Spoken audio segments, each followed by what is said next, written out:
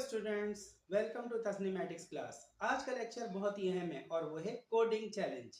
अगर आप क्वेश्चन देखें, if triangle is written as AEGILNRT in a certain code, how is rectangle written in that code.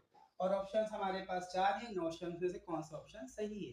तो अगर आप गौर करें, यहाँ पर जो हमारे पास ट्रायंगल को किस तरतीब में लिखा गया है कि हमने यहाँ पर क्या किया है कि ए जो है अल्फाबेटिकल, इंग्लिश अल्फाबेटिकल लेटर में ए पहले आता है, फिर बी सी डी। ठीक है, तो आप देखें यहाँ पर हमने क्या किया है, ए पहले लिख दिया है, फिर बी। यहाँ पर ट्राइंगल में बी अल्फाबेट यूज नहीं होता है, सी नहीं होता है, डी नहीं होता है और ई होता है, तो हमने ई लिख दिया। फिर ई के बाद एफ ट्राइंगल के अंदर हम यूज नहीं करते हैं, फिर हमने जी लिखा। फिर इस तरह ये तरतीब से हमने लिख दिया। अगर आप गौर करें, यहाँ पर अल्फाबेटिकल ऑर्डर के लिहाज से हमने यहाँ पर अल्फाबेट्स लिख दी हैं ट्राइंगल से।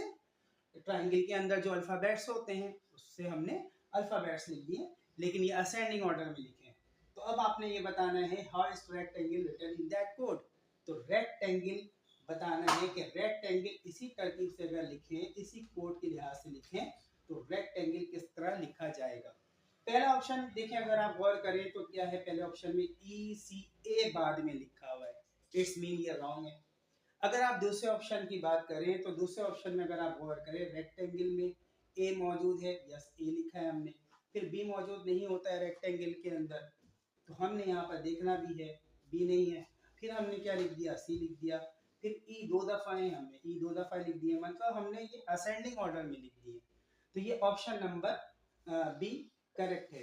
अब आपको मैं एक क्वेश्चन देता हूँ, लेकिन ये ट्राइंगल इसी तरतीब में मतलब आपको कोडिंग करनी है। अब मैं आपको एक क्वेश्चन देता हूँ।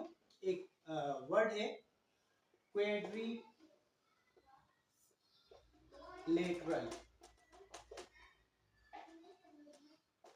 मैं इसके आपको ऑप्शंस नहीं दे रहा। अब आप इसे क्वाड्रिलेटरल को अगर इसी कोड के लिहाज से अगर लिखेंगे तो आपने इसका आंसर मुझे बताना है। Thank you.